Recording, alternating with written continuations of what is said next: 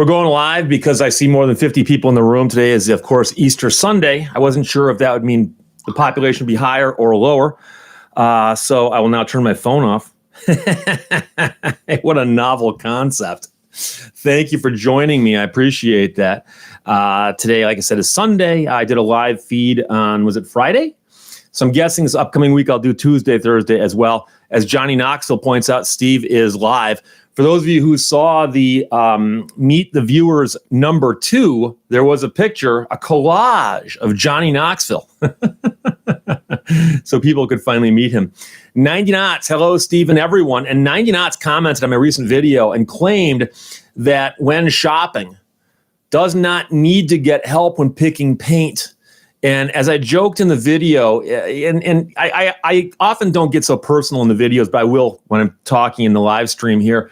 But I've mentioned before that I've been previously married, and I had the disfortune, is that a word? Disfortune? It is now, to shop with someone else for paint, which is a house of pain unlike anything you could ever imagine. So I managed to weave a story of that into my most recent video. So there you go. Douglas Brown, greetings from Little Rock, Arkansas. Very good friend of mine, Tom Spademan, taught down there. But I never actually got a chance to visit while he was down there. And then he moved back up to Michigan. So there you go. Johnny Knoxville says, I'll be back in the Midwest in June, driving home to Wisconsin. Johnny, can you explain to me the big castle, the big cheese castle along the freeway there? I drove around Lake Michigan a couple times to go to the Upper Peninsula, and there's a big cheese castle. And I understand that Wisconsin's got a thing for cheese, but a castle of cheese? Explain that to me.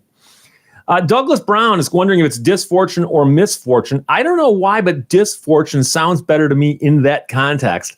Because misfortune just sounds like bad luck, and it ain't luck that you got dragged shopping with a significant other. So Johnny says that they have a bicycle pub crawl in June. Is it wise to be pedaling between pubs while drinking? I don't know. Stephen Baines, I am not related to the New York judge in the video from this morning. Okay. Bob blah blah says, okay, we can start now. Thanks for checking in. I believe Mr. La is in the Cincinnati area, I believe. Duncan Campbell, hello from Australia. I had to give a shout out to Australia because somebody sent me a link that the state of Michigan had appeared in a headline in Australia, and that tied into the second video I put up this morning at noon Eastern time. Johnny Knoxville says the Mars Cheese Castle on I-94. Oh, I've seen it. I want to know what it is. What are you people thinking? I've driven by it several times. Am I supposed to stop, or is it a tourist trap? Will they hang me by my ankles and shake the money out of me, or will I walk out of there with like 19 pounds of tourist cheese? I need to know. Johnny Knoxville says that the Tour de Farce is in June. Biketoberfest is in October. And it's run by friends of Rushmore Records in Milwaukee. Well, it sounds like a good time. The question is whether it's safe or not.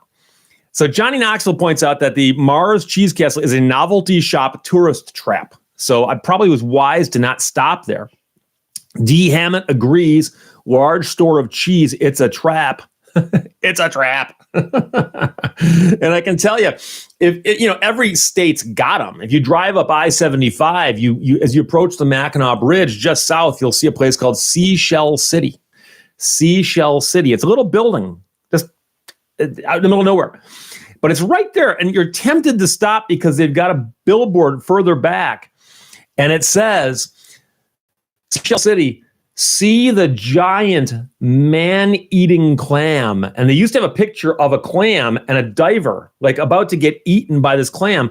And I understand that clams could theoretically, clamp on your foot if you left your foot in there for like an hour and a half, because they don't exactly snap shut. But trust me. Yeah, or the mystery spot. There's a mystery spot if you cross the bridge and hang a left. Where they've got the house built on a slant and everybody pretends it's not. And they go, look, things roll uphill. So Christopher Kelly, have you ever competed in the HH 100? I'm not sure what that is, but I've never run anything longer than 26.2. So I guess the answer is probably no. Johnny Knoxville points out the Mars Cheese Castle is currently 4.5 stars on Google. Just goes to prove people don't know what they like. Timothy Marceau, in Vermont, there's cheese stop everywhere. Really? Vermont? I always thought Vermont was more of like the maple syrup, New Englandy thing, and you always think of cheese from Wisconsin. So there you go.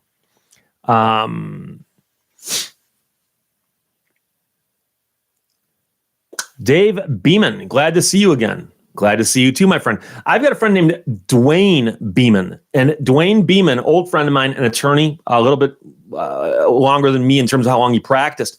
And the funny thing about Dwayne is that he actually does keep bees. He is a beekeeper, which I think is inevitable if your name is Beeman. So Dwayne Beeman. So Timothy Marceau, heavy dairy and maple. I guess it makes sense if you look at don't get me wrong, there's dairy farms in Michigan, Wisconsin, Minnesota, all throughout the Midwest. But it's just that they've turned that into their thing. Dono Solianos, do you scuba dive? I do not. I've got two brothers who are licensed divers. I don't know if either of them have dove recently. But I know that when I was in high school, they both dove in the Great Lakes, some of the inland lakes here in Michigan. And then my other brother moved to California for a few years. And while in California, did a lot of scuba diving out there. And I do know that from talking to him that he said scuba diving in California in the ocean is so different than scuba diving in the cold freshwater lakes. Is very, very different. The things you see, obviously, freshwater is not as colorful, and it can be colder. So, Todd West says Flint, Michigan is a tourist trap. Go there and you don't come back. Well, the funny thing about it is, Todd, do you remember Auto World? Auto World was an attempt by Flint to create a tourist trap. They actually built this big domed structure. And it was right off of 475, which is one of the roads that, the loops that goes around the city. And they poured a ton of tax money into it, and it flopped within like 2 years. It was out of business. But it was supposedly like an homage to the history of Flint and automobiles and so on. Michael Moore poked fun at it in Roger and Me, but Auto World, I never got a chance to see it. It was open and closed so quickly that I didn't get a chance to see it.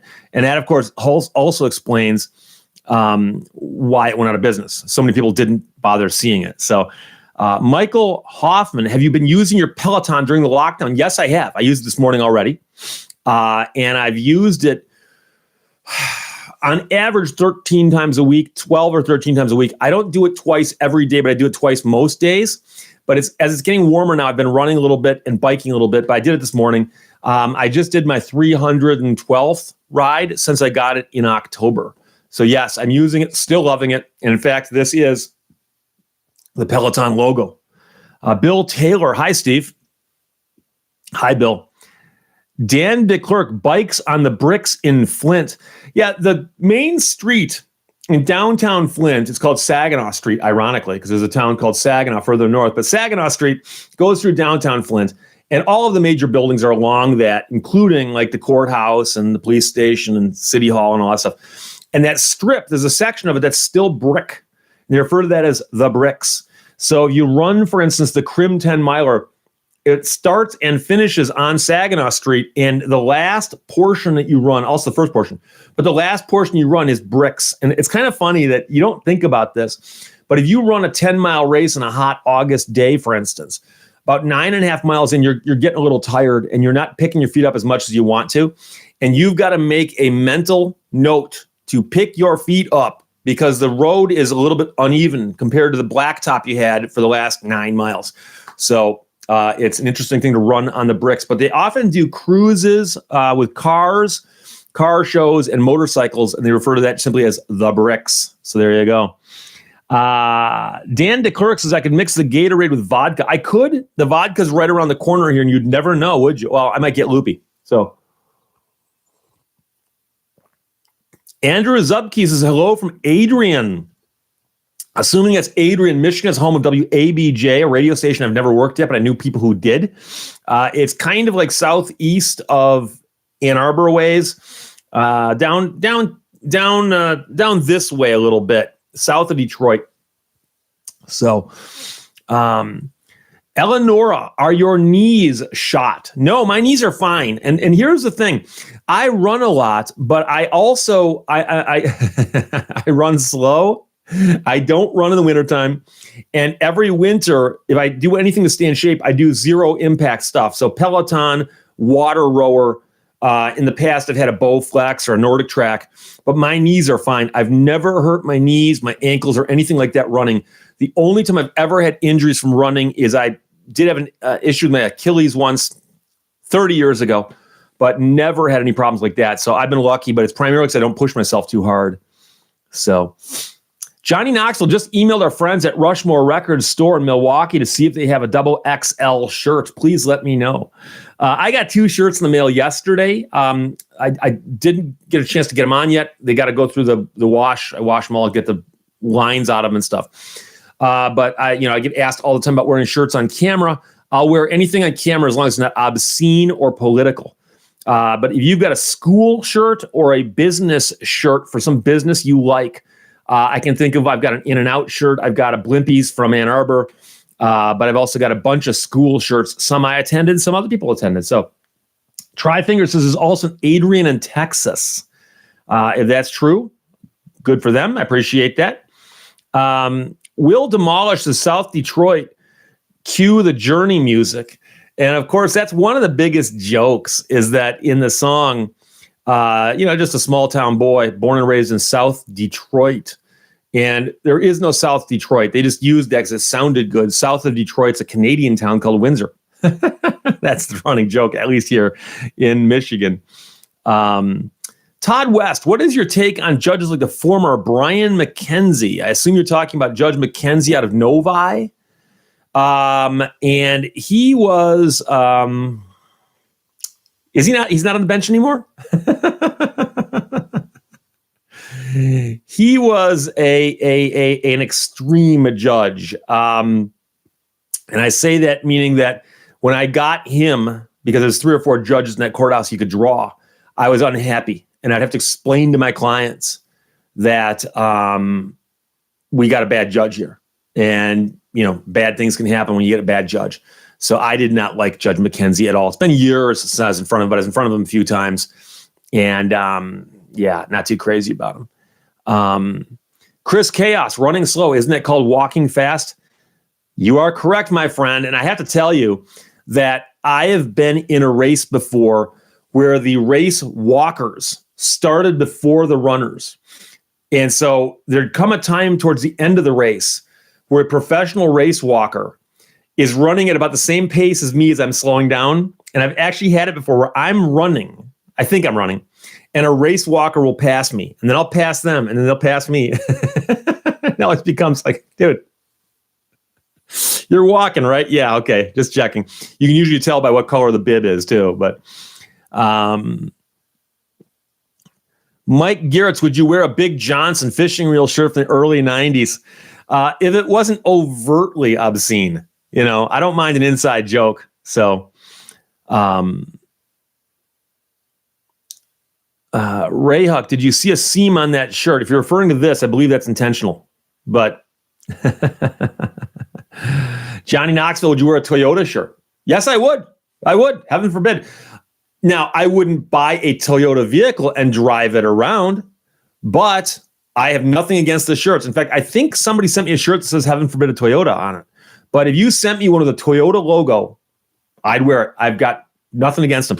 And I've explained before that Heaven forbid a Toyota is simply a reference to growing up in Detroit, not South Detroit, born and raised in North Detroit. And when I was growing up in the 70s, you wouldn't be caught dead driving a foreign car in Detroit. That's just it. So when I said Heaven forbid a Toyota, I just simply yanked one out of midair. It could have been Nissan or Hyundai. But I thought if I'd said like Heaven forbid a Kia, it wouldn't have had the same rhythm as Heaven forbid a Toyota. That just rolls off your tongue better. Todd West, I like the Providence court judge, Francesco. He plays it straight. If that's the live from Providence guy, he's good. I like him. And it's funny because he's one of those judges who appears to be doing the right thing. He looks at each case and he figures out what's appropriate, but he does it in a way that makes it seem more approachable. And I think it is bad that people in our society are scared of court. They're scared of court. And the weird part is, I understand that, if you've been charged with murder, yeah, you should be scared of court. But, the idea that the courts themselves scare people, that's wrong. So you should be able to do that and go to court and not feel too crazy about it.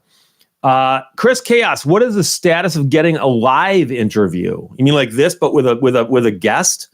I don't have the capability. I've never done it yet with someone on another camera. I suppose I could bring another person in and share a mic. I've never thought about that. I have to think about who I can drag in here.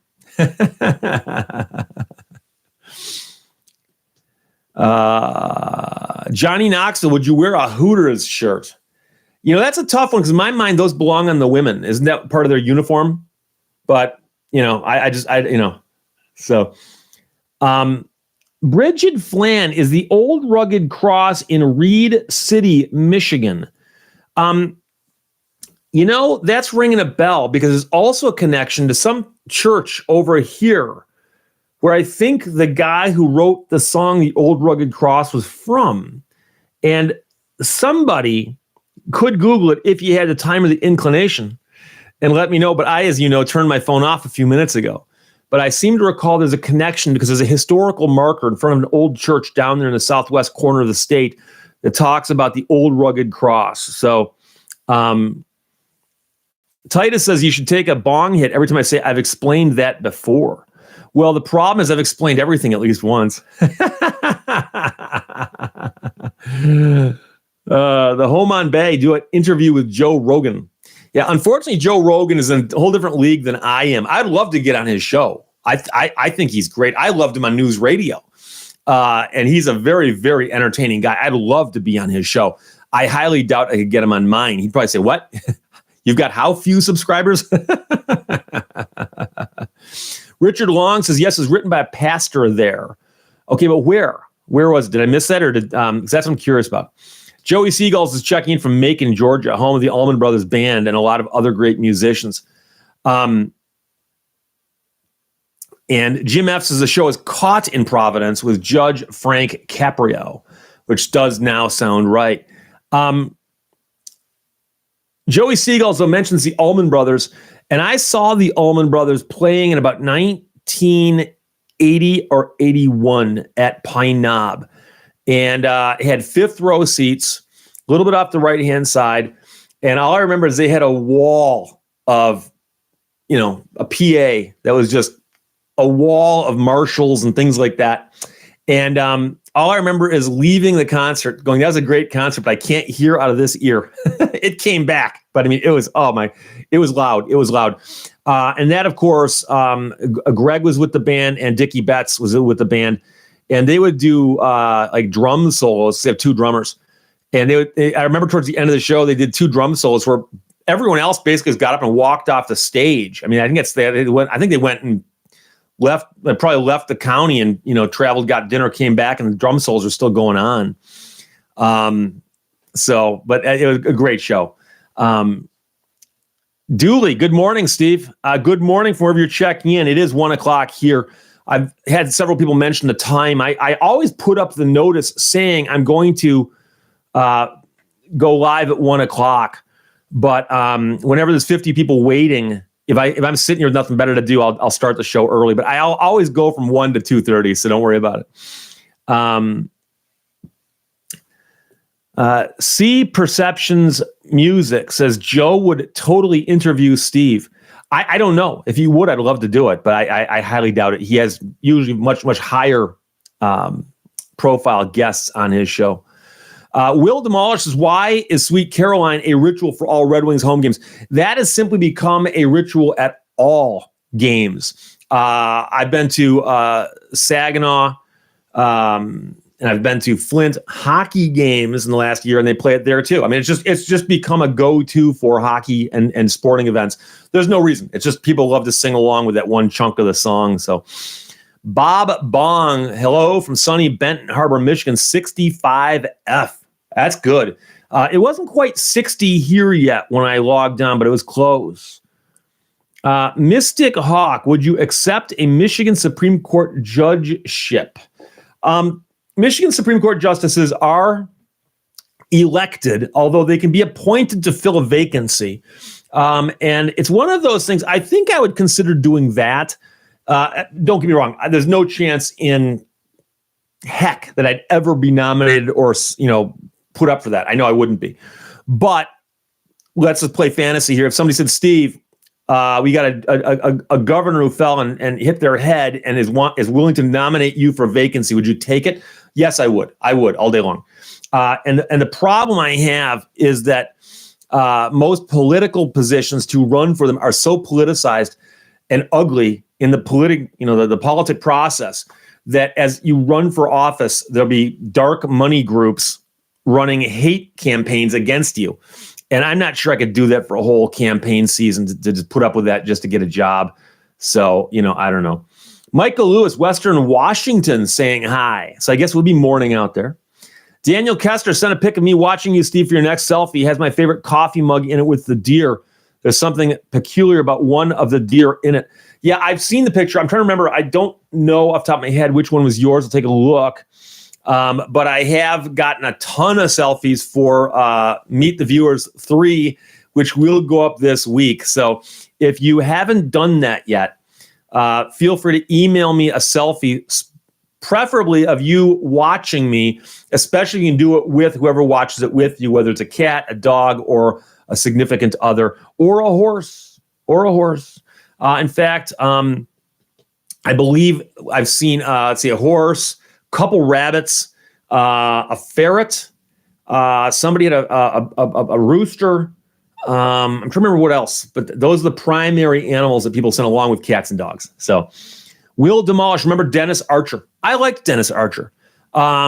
Dennis Archer was an attorney who was mayor of Detroit briefly. And his tenure as mayor of Detroit was marked by a lack of controversy and a well-run government. Guy got in there, did his job, thought, hey, okay, I'm done here, and left. And then shortly thereafter, I believe, is when we got, it went downhill, let's put it that way. Matthew 420. Steve, do you have signed books for sale? Yes, I do. In fact, I'm glad you mentioned that. I still have it on the set, a copy of American Murder Houses. I just got a case of these in yesterday. This is one of the books I have. I've got most of my other books in stock also. So if you want to get any of my books, send me an email at steve@latozlaw.com and I will email you back instructions on how to do it. I sell them for a little bit less than Amazon does, and it's built in with the postage, and I'll sign it to whoever you want, as long as you're in the United States. Postage out of the country, unfortunately, is too expensive. But I've believe it or not, I've sold 600 or 700 books that way. So, yeah, and Johnny Knoxville points out that my name is written on all of the edges of the books. And I like to point that out because in the book, on one of the books I held up, maybe in that one, in the book, in the video I wrote, in the video I did called Don't Buy an RV, I held my book up and then I mentioned it and did the video. I had several people go, hey, look at that guy. He's so stupid. He's got to write his own name on a book so he knows it's his book. When in reality, I speak a lot. I do a lot of speaking engagements. And when I go to speaking engagements, I often have my own copy of the book with me so I can refer to it in case people ask me questions. Then I go sit down and sign books and sell books. And I've had people before pick my book up and try to either buy it or walk off with it. And how do I tell it's my book unless I've done this to it? So when I'm there, I know it's my book. So I've got a whole shelf of books in my living room right across the top, and you pull any one of them out, and it's going to have my name written across the top of the pages. So Charles W., hi from Freeburg, Illinois. Sounds a lot like Freebird, Illinois, but I know it's not. Bill Taylor points out the dumb guy voice made an appearance. Yeah, they seriously did say that. Yes, they did. Al Frey, I write my name on all my books. Yeah, and you know something, it's funny, I got in this habit in law school Because you go into a law school class and you bought a book that costs like $100 and you put it down and somebody else might come by and pick it up and walk off with it. And they might not even realize they did it. So that's the best way to keep it from walking off on you, whether it's intentional or otherwise. So TKO, will you ship to Canada? Send me a note and I'll send you a thing about how much it's going to cost. You can make a decision. I will literally just add in whatever the actual cost is. But unfortunately, shipping to Canada, I ship media mail in the United States. That's cheap, really cheap. It costs like $2 to ship a book, maybe $3. But to Canada, it might be like 10 or 15. I've actually shipped books to England and also to New Zealand and Australia. And the cost of shipping dwarfs the cost of the book. And so I always feel bad. And I've had people say, well, Steve, I'm willing to pay it. And I'm like, I still feel bad.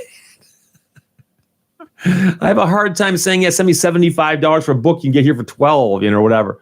So 2000 MCR, $500, easy money. How are you going to spend it? I already deposited into my bank account. Assuming the check clears, it'll just wash in with all the rest of my money.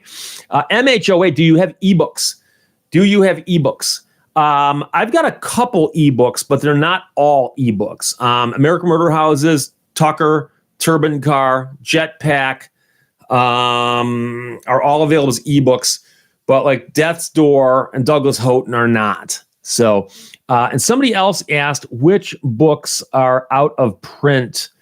And the only book I can tell you that I wish I still have, but I don't, is the book about Timothy Masters, Drawn to Injustice. And the book is out of print, and I wish it wasn't, but big publishers make decisions like that, and there's not much you can do, so do what you can. Fiona Fairchild says, shows how long ago it was. My last law book was $478. I don't doubt it. I just remember that one of the things is, the Lemon Law Bible is available as an ebook also. But I sell those real cheap. I remember spending hundreds of dollars on law books. And at the time, tuition was crazy too. I was going to an out-of-state law school. And as a result of that, I'm running up these monstrous student loans. But that's the point, is they'll lend you the money to buy this crazy expensive stuff. And that's actually a problem. So, people talk about, whether we should be forgiving the student loans or what we should be doing to solve the problem of how expensive our educations are these days. And the real problem is that the education is simply too expensive. It is too expensive. And they need to get the price of the education itself down. That's the problem. So Joel Demmer says $300 for some of my accounting books. Wow. And what's crazy, you can rent books now. Book rental. And I know you, Steve, you're old man. No, my point simply is that books were not available for rental when I was going to law school. And now they are. And the whole idea that the books have become so expensive now that we're leasing them is mind-blowing on many levels. Will Demolish, your thoughts on Finlandia vodka? I've got a bottle of it right around the corner. You just have to trust me in that. We are over 500 in the room, by the way. But I'm not a big drinker. So for me to drink any alcohol and render an opinion on it is actually just like asking the amateurs to rate something. I don't know. Sammy Johnson says, I can't wait for the $1,200, referring to, of course, the stimulus money. I got emails and messages from several people who have gotten their money directly deposited into their bank accounts. So I don't know if checks have been sent out yet, but I do know that the electronic money has been sent out, at least to some people. So I know that's been done. I don't know enough about the process to be able to tell you what the odds are, whether you should have gotten yours yet or not. But I do know that if you e-filed your returns in either 2019 or for this year in 2024, 2019 or 2019 for 2018, if you e-filed, then the presumption is that you will get the money electronically sent back to you through the same channel that you would have gotten your refund in. But if you didn't e-file, then you might get a paper check in the mail. And I've heard that some of those are way down the road. Chicken Burger, do you agree with the stimulus?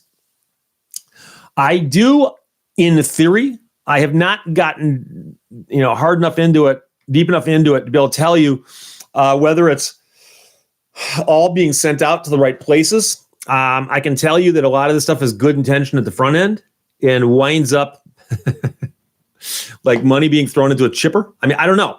But in theory, I know that I think it's necessary.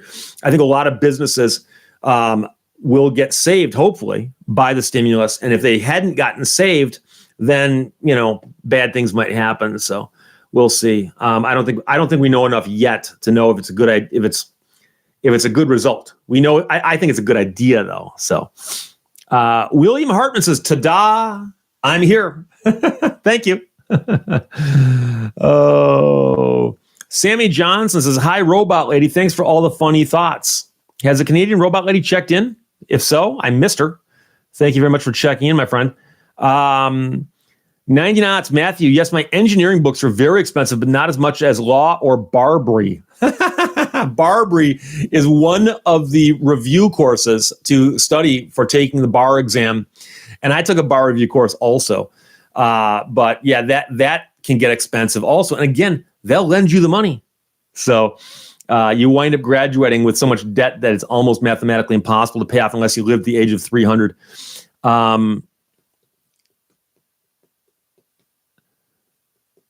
Duncan Campbell, the most I paid for a textbook was $100. I guess the IT books are cheap.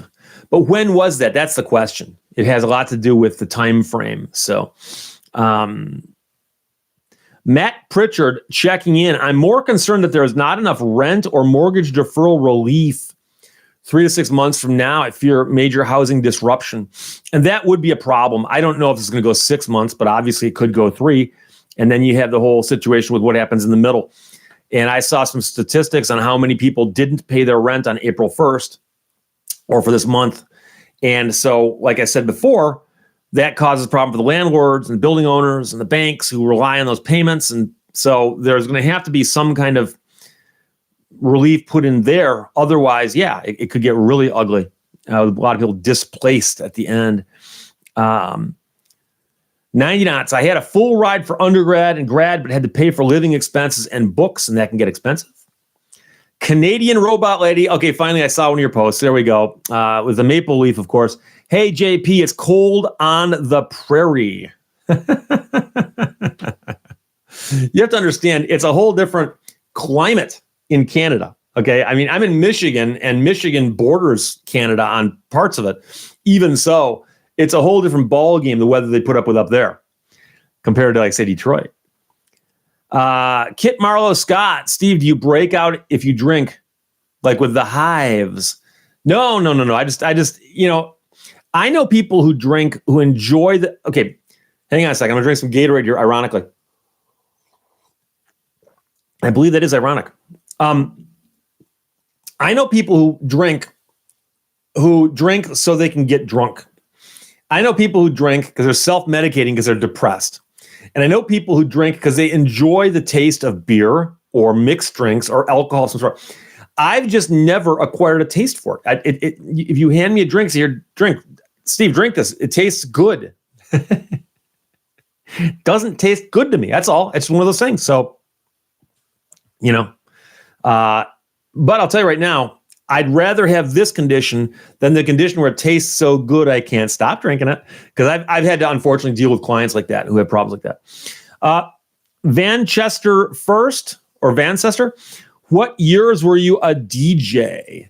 I worked as a DJ professionally full-time from about 1983 through about 85 or 86. And then I worked part-time as a DJ from then through 89.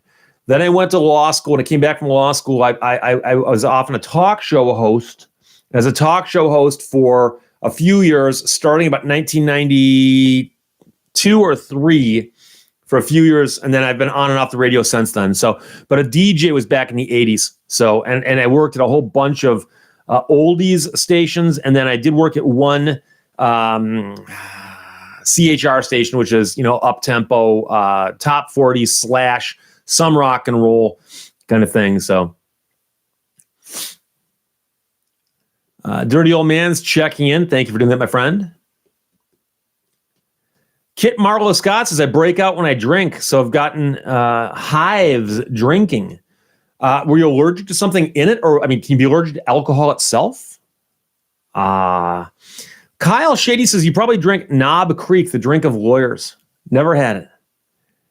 Tommy, did Ohio steal the Upper Peninsula away from Wisconsin after the Toledo War? Well, that's an interesting way of phrasing it, but in many respects, you are correct.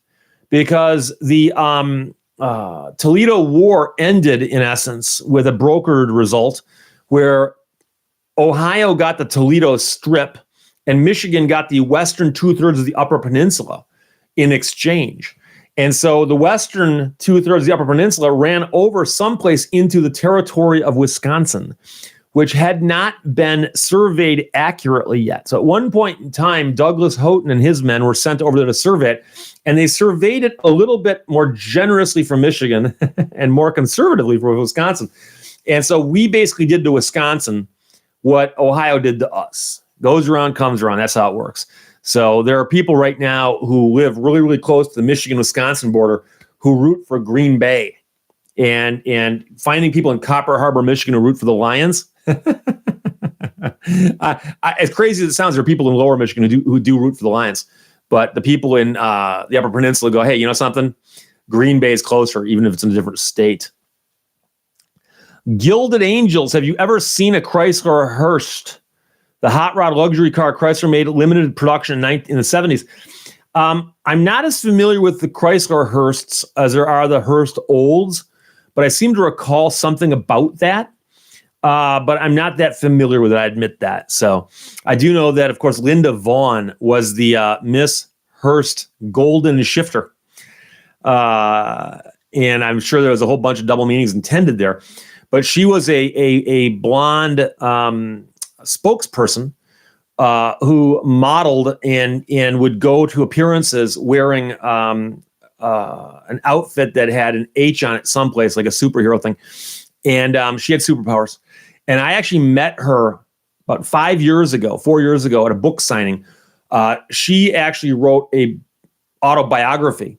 It was published by my publisher that put up my Wing Car book. And I actually sat at a table with her and talked to her for a little while. And it's kind of funny because she was basically the spokesperson for Hearst for decades. And you can find pictures of her in the 60s, in the 70s, in the 80s. And she is one of those things where she just, she got the gig. They liked her. She liked the gig. And that's what she basically did for her whole life. And in the process, she got to meet everyone, because she was at every big race, Indy style races, drag races, stock car races, you name it, they were there. And there's some sponsorships where you can pick one person and go, that person became the personification of this product, kind of like STP and Richard Petty. You see a blue car with an STP oval on it, you think Richard Petty, right? And the same is true. You see a Hearst shifter, you think Linda Vaughn, or vice versa. So I talked to her, got my picture taken with her. One of the nicest people I've ever met. She still is very, very nice. Matthew Case is Linda Vaughn, baby. You know what I'm talking about. Linda Vaughn was a fixture at the Autoramas. So the Autorama is a traveling car show. When the Autorama came to Detroit, it was at Cobo Hall every year. And Linda Vaughn would be there signing stuff, posters and books or whatever, selling stuff. And she was known as just a very friendly person who would just sit there and sign anything for however long she needed to. Didn't matter how long the line was. She was happy to sign everything. And there are people who have a gig like that and after a couple of years get sick of it. Nope. She loved it. So, the home on base is new Dodge Hemis are eating cams and rollers at an alarming rate. Class action in the making. Have not heard about that, but I will look into it because I'm curious. Kit Marlowe Scott too. So something like F cancer would offend you. That one, if it's not spelled out, if it's F and then a bunch of symbols, maybe I would have no problem with that because in my mind the message there is not obscene. I'm not sure, though. It depends on how it's done, I think. A very good friend of mine, in fact, the woman who designed the logo for my channel, the Lato's Law logo that's back there behind the saber, she has a line of F Cancer merchandise that she sells also. And we've talked about that before. And so obviously in that context, it's not obscene. Gilded Angel says she's in the Chrysler Hearst Hot Rod Imperial advertisements. Yeah, she would be. She would be in anything having to do with Hearst, unless I guess a manufacturer didn't want her there. But I think she was so well known that they would have her in there. So,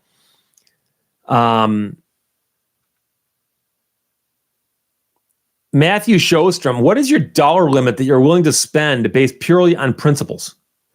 Regarding what? You buying a car or paying off a blackmailer? Brian G, is there anything you don't know about? Shout out from Sheboygan. And Sheboygan, there was an S, so I assume that's Sheboygan, Wisconsin. Yeah, there's a lot of stuff I don't know. Huge chunks of stuff I don't know. But I do know that when I see a question or the answer to, I answer it. And I let the stuff go by that I'm ignorant of, because that makes me look smarter.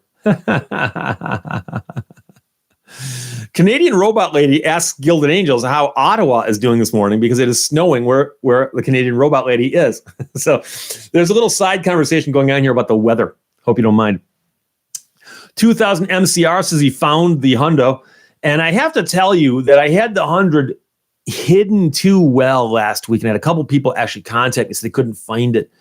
So but it's in the same spot today that it was then, but I made the angle slightly different, so it shouldn't be that hard to find.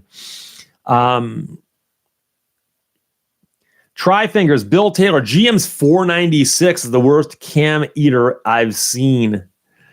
MH08 snowing in Denver. Robert Patina shaved his head. That's, here's the thing. My hair is getting long. I know it's not crazy long yet, but for me, this is long. It should have been cut 4 weeks ago. I was actually thinking about going in and getting it cut when the gate fell. So, or when they pulled the drawbridge up.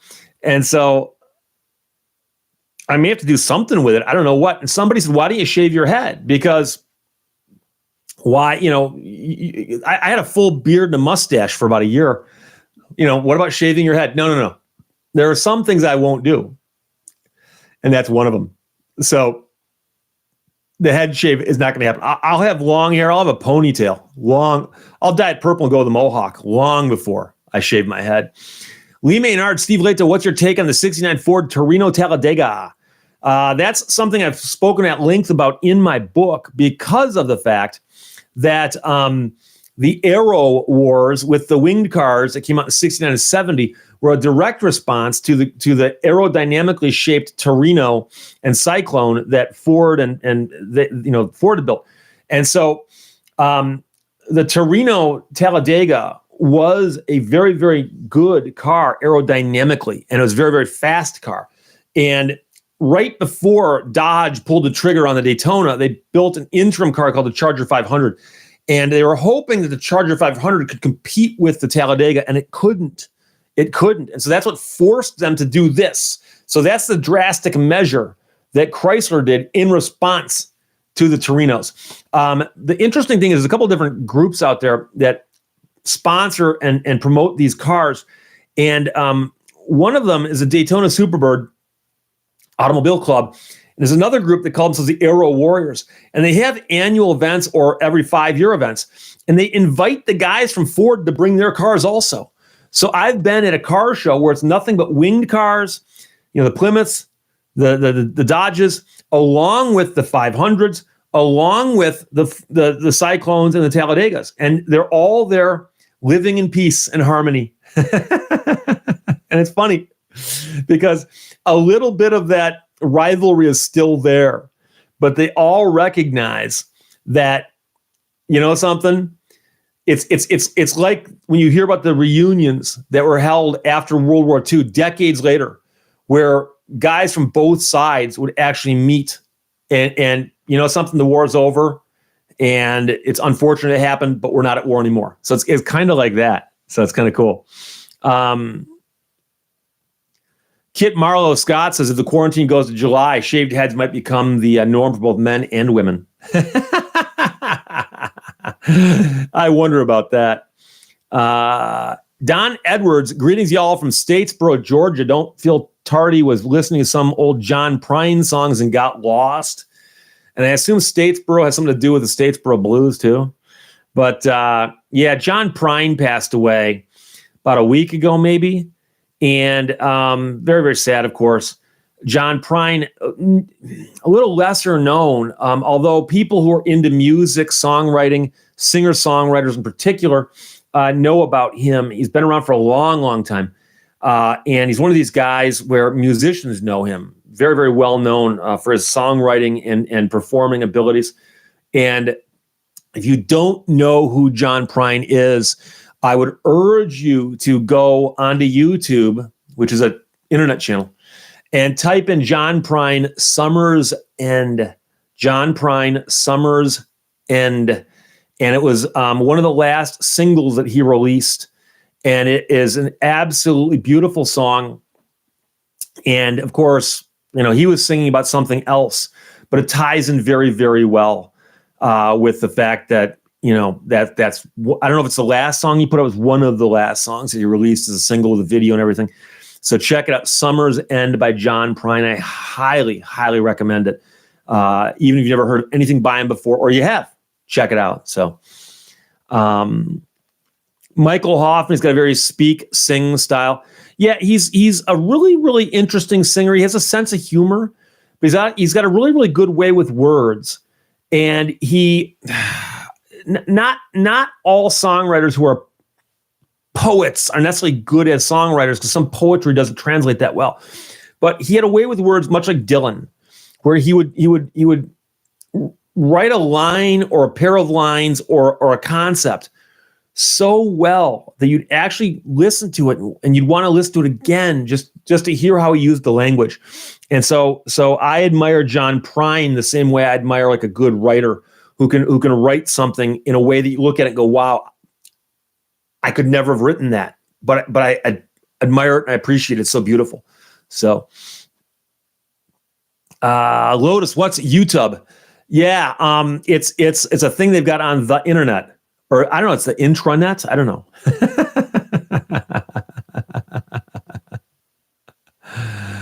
Todd West, Arlo Guthrie, Alice's Restaurant. Yeah, Arlo, of course, is another great singer-songwriter, American treasure, and of course his father Woody is an important guy, singer-songwriter who wrote a bunch of great songs, including a song called 1913 Massacre about the Italian hull disaster. Jeff Hunt says Steve is intentionally ignoring the Floby proposition. The Floby proposition sounds like it could be a title of a Big Bang Theory, Big Bang Theory episode. But no, the problem is I don't have a Floby, and I don't know if you can get one these days. It's kind of like a Popeil pocket fisherman. Can you get one? I don't know. Song Yardbird says Remember Auto World, which I mentioned at the top. About half an hour ago, we were talking about Auto World. Auto World was an attempted tourist trap in Flint that didn't quite take. And it's long gone now. I mean, they demolished it. It's gone. NASCAR 2428. Auto World wasn't open long enough to remember. Yeah, I think like a year and a half, 2 years, something like that. So, Tryfinger says, hey, Steve, over 500 people watching don't like you. Well, yeah, I suppose if you do the math that way, it's 586 in the room and 75 who liked me. But I never asked people to actually press that like button because that seems like a shill mercenary thing to do. I mean, you probably should if you like me, but you don't have to. Like Sally Fields. They like me. They like me.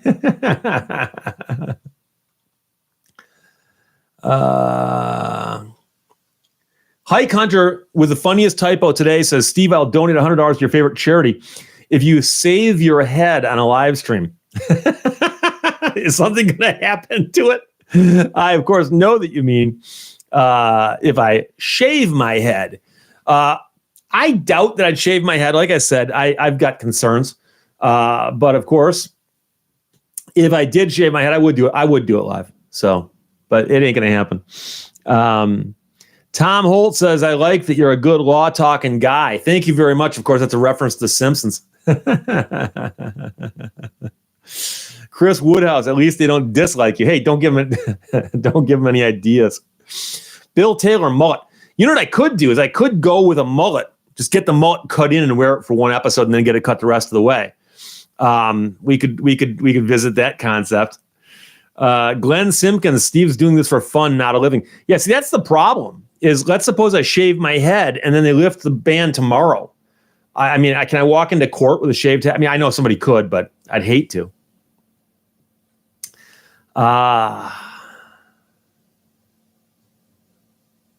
Dixie Champagne, when I watch on my phone, I usually hit the like at the end of the live stream. Yeah, by the way, very, very strange. Today, everything functioned perfectly on the YouTube interface. The last live stream I did, which I think was Friday, I couldn't get it to work quite right, and it took like an hour and a half before it actually went live afterwards in the archive. And I don't know why it happened, so you never know. The Paul O'Doom, have you ever seen the Sherry Bobbins episode of The Simpsons? Of course, I've seen them all. Well, it's possible I've not seen some of the most recent, like this past season. But anything up until a year ago, I've seen them all many times. There's the meaty part of the curve between seasons like 4 and 10, which I consider to be the iconic years for The Simpsons. I've seen all of those many, many times. So, yeah, of course. Daniel Kester, Steve, to you, good law talking. You also don't use legalese when explaining to us. Yeah, I've always tried really hard. That's one of the things I was doing when I had a talk show is I was trying to explain the law in plain English. And what's funny is when you come into a lawyer's office, he's got to do that or she's got to do that anyways. I can't sit here and spew legalese at a client and expect them to understand it. So I got to break it down. And I realized, wait, that's what most people want to hear because otherwise law becomes this inaccessible thing that is scary. So the plain English stuff is good. Who still watches The Simpsons? Well, that's the point. I don't watch the modern ones as much. I do watch them in reruns all the time. The Simpsons, like I said, in their heyday were spectacular, and they will be that way for a long, long time. Doug Jones, what's your best earworm song? My tastes in music are so bizarre. Not sure that most people would have the same thing. Music is very personal in that respect. So, South Bay Technology Gurus ever owned an RV? No, but I've known people who have, who are very upset. Many people who are very upset. And I understand that I'm like a doctor in the emergency room. You only see sick people, so you don't know about the healthy people who don't come in. But the people who come in and the complaints they have, when I tell people about them, they're shocked. So,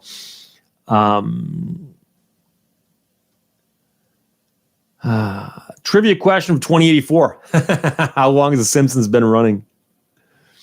Mark Wiener, if you won the lotto, what kind of car would you buy? You mean just a daily driver or like a car that I want to like look at and wash and wax once in a while?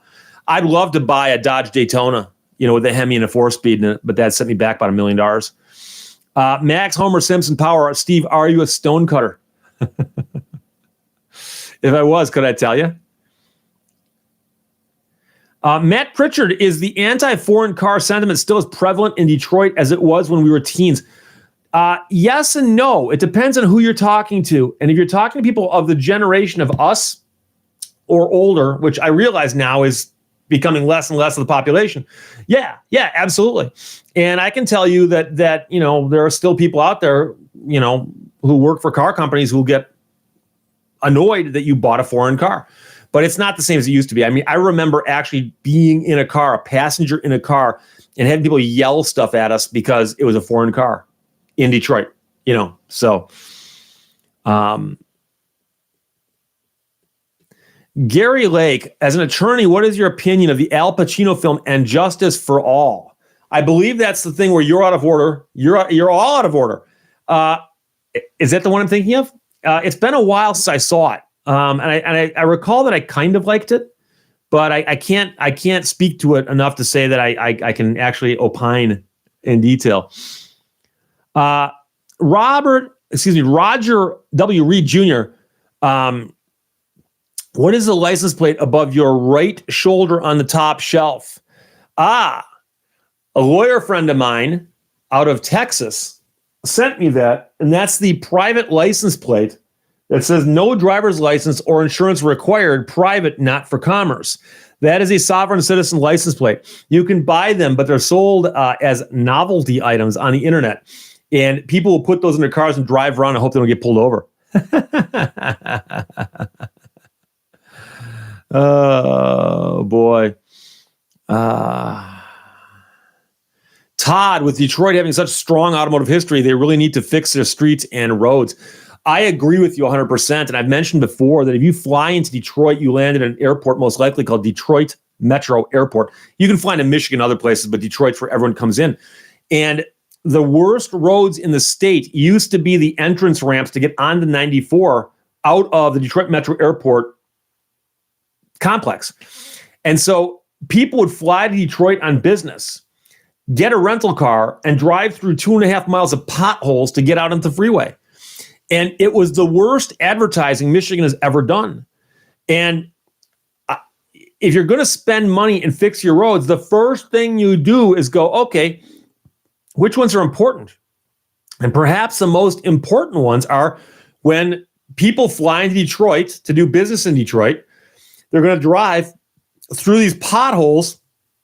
Is that the best way to welcome someone? Hey, welcome to Michigan. So now I'll admit it's been a little over a year since I've been to Detroit's Metro Airport. So maybe they fixed it since then. I don't know. But yeah, Stephen Bain says, now, wouldn't this be the best time to finish up construction? Yes, it would be. They should have road crews out right now. Just keep the guys separated, but let them work. Get this stuff done. The traffic is down. Why not?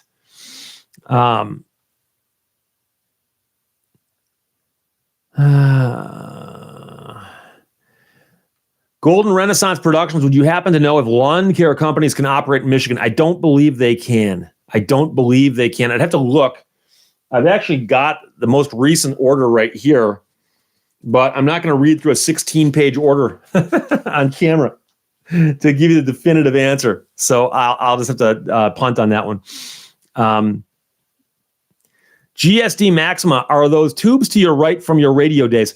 Well, the tubes to my right are an homage to my radio days, but I was talking before about how when I worked in radio, a couple stations I worked at had these kind of tubes also, as well as those tubes.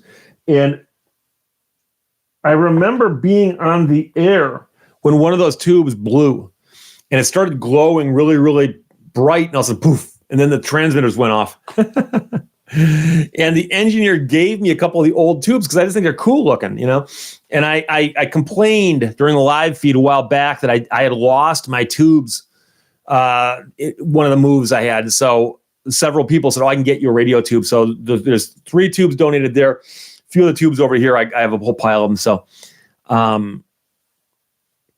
that's just more mementos from those days. Kit Marlowe Scott, has anyone ever tried to pay their legal bills owed to you in a weird way, like with food, gold, or a used car? No. Now, I can tell you that happened, of course, I believe, in To Kill a Mockingbird. I think, didn't somebody come by and pay Scout's father in some kind of a bag of some kind of vegetables or nuts or something? I seem to recall that's in the movie. I can tell you what model was that tube. The tube I just picked up was a 3-500Z by IMAC, E-I-M-A-C, and it says danger, see operating hazard sheet. So it's an IMAC 3-500Z, whatever that means. I hope that helps. Getting back to your story, however. Oh, my world is falling apart. I will tell you, and again, I do tell stories here that I would never put in a video, but you're 640 of my closest friends, I can tell you this. I once did have a woman ask me if it was possible for her to, how should we say this, trade services. That is, I would do legal services for her, and she would do some kind of services for me. And I had to turn that down. But you asked, I gave you the answer. So,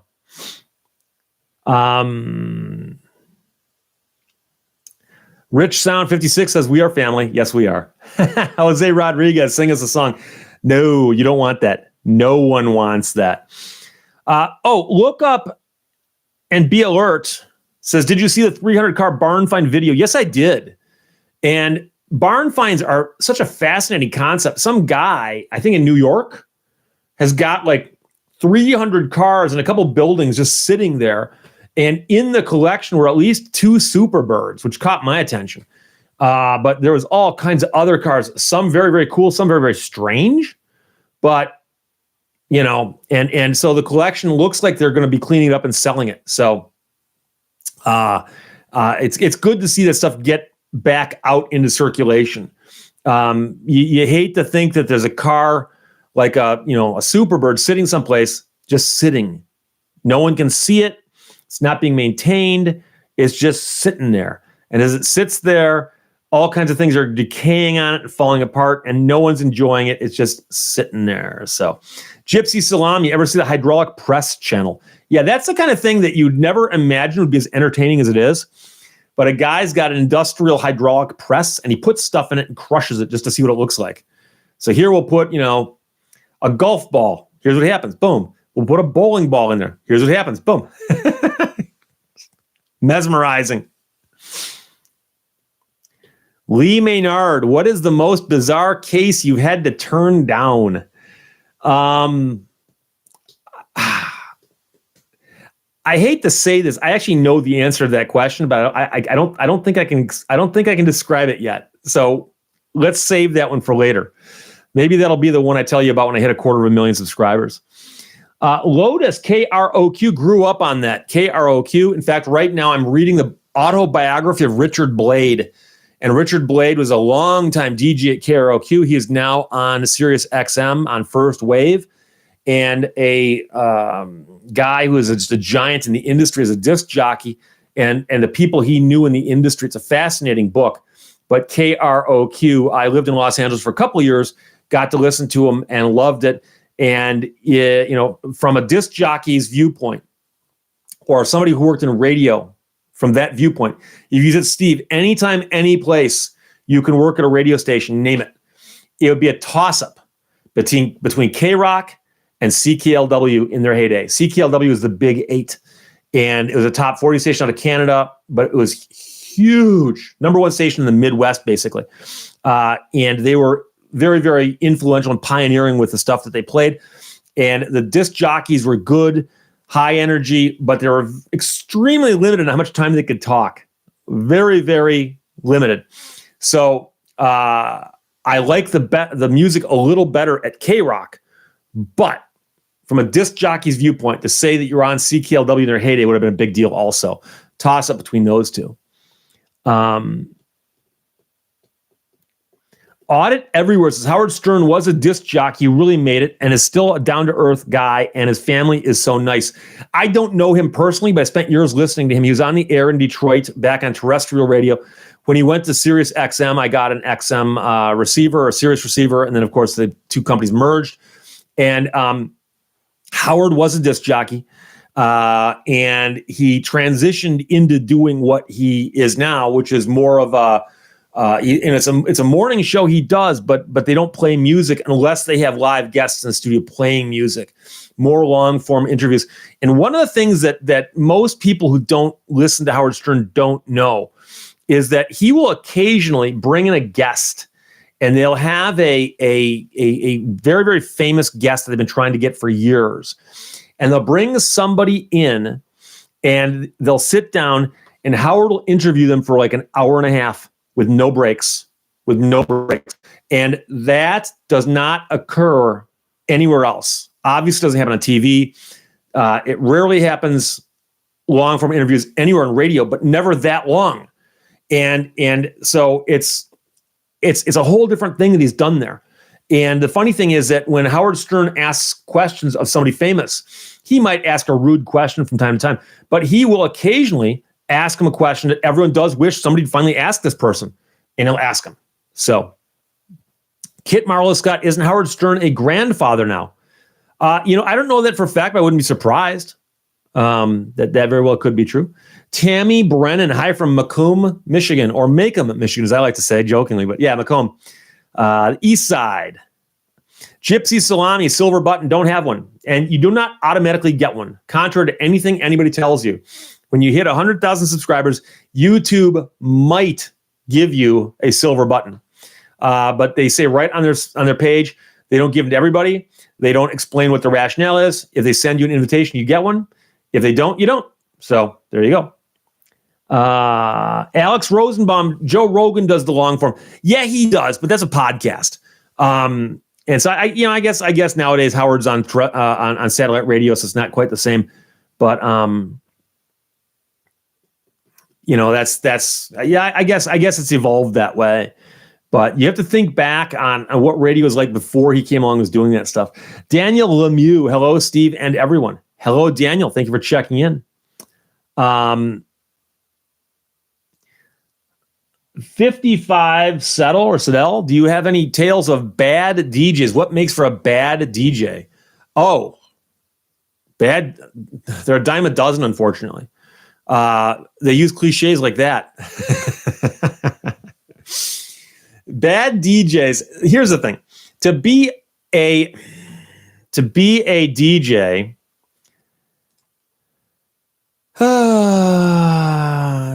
DJ, you've got to have a certain amount of technical ability, meaning that you know how to, the song is ending, you know when to step in and speak, turn the microphone on, start your next element, keep talking, and then finish talking before the next element wraps up or ramps up, depending on what format you're in, and so on and so forth. And so you have those technical skills that are necessary. And I've heard DJs who don't have those skills, but I'm assuming that's not what we're talking about. Somebody who has those skills and gets on the radio, if you're driving around, listen to small market radio, and you'll hear people who don't have anything to say. And so what they then say is they say stuff that's meaningless. So they're constantly saying the time, the temperature, the title and artist of songs, and that's it. So they'll play Brown Eyed Girl by Van Morrison and go, hey, that was Brown Eyed Girl by Van Morrison. Okay. No one in the audience who has a functioning brain stem didn't know that Brown Eyed Girl was by Van Morrison. There's no need to say that. Okay. And so if somebody actually comes out of a song and goes, that was Brown Eyed Girl by Van Morrison, it's 1:48 or 48 past the hour. And it is 53 degrees outside. And up next, the Beatles with I Want to Hold Your Hand. Nothing in that entire break had any worthwhile substance to it, except possibly the time. But the idea that you're, announcing songs people already know, you're not adding anything at all to the conversation. The whole point behind a DJ stepping in between songs is it's supposed to be having the equivalent of a conversation with the listeners. And so if you tune in and you listen, it sounds like you're talking to you. And when you tune in and they're going, yeah, that's Brown Eyed Girl by Van Morrison, and here are the Beatles with I Want to Hold Your Hand, you're going, why is this person talking? Okay, so that's, in my opinion, a bad DJ for you. So Michael Goodwin disagrees with me. I'm more song-oriented. I don't know artists like others, so knowing the artist of the song is good for listeners like me. I don't doubt that. But the question is, do you really not know Brown Eyed Girl by Van Morrison? And I'm pointing that song out on purpose. I love Van Morrison. But I don't ever want to hear that song again because it's been played to death. And so if you're going to talk, say something useful. And Brown Eyed Girl was a good song. Yeah, it was. It still is. It's been beaten to death. The point is, there are oldies stations out there that have like 100 songs in the studio and just play them over and over and over again. And so if you tune in today and the guy goes, that was Brown Eyed Girl, here's the Beatles, I Want to Hold Your Hand. You tune in tomorrow and he goes, that was the Beatles, I Want to Hold Your Hand. Now here's Brown Eyed Girl. What's this person, what's a DJ adding to that equation? Nothing. So, nowadays it's so easy to figure out song names, titles, and artists that I think it's one of the last pieces of information. If a new song came out by Van Morrison and they go, hey, this is the new one from Van Morrison, and they tell you the name of the song, boom, that's useful information. Okay. It probably depends on the format you're in. So,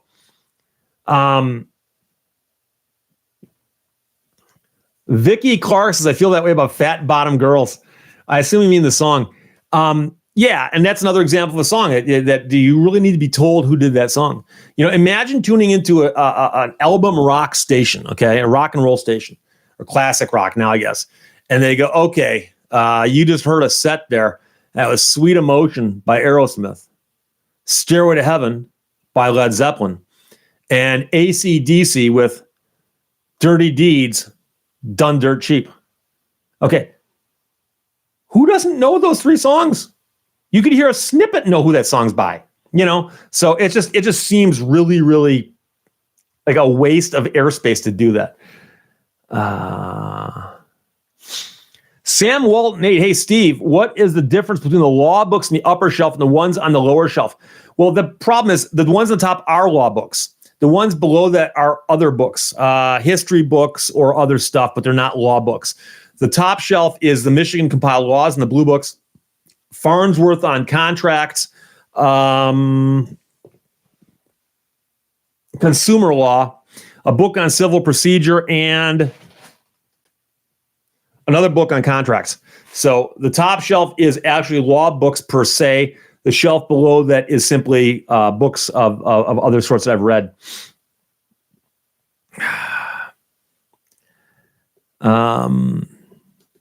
Colorado B guy. Hey, Steve, do you have any plans for the Grumman this summer? Thank you for a shout out to my Grumman. I've got a 17-foot aluminum Grumman canoe with a 5-horsepower boat motor on it. And I do plan on a couple trips. One in particular, last summer, I tried to launch at Sanford with goals of making it out to Lake Huron. And I only made it halfway because the water was so low, we had to paddle and walk sections of the river. Who'd have thunk it?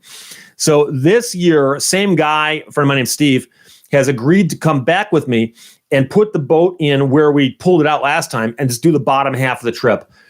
So that'll be a day-long trip. We'll do that one, I'm hoping, earlier rather than later. And then I probably will drop it in Lake Huron and Lake Superior once or twice. And anytime I do that, I've got GoPro cameras that are just clamped all over it. And I'll put up videos of that so you guys can follow along and see what it's like to be out in the great outdoors of Michigan in a 17-foot Grumman canoe, which, you know, the sides of the canoe, the gunnels, stand about that high above the water. So you're actually sitting there just watching the water and the scenery go by, and it's amazing what you can see out there.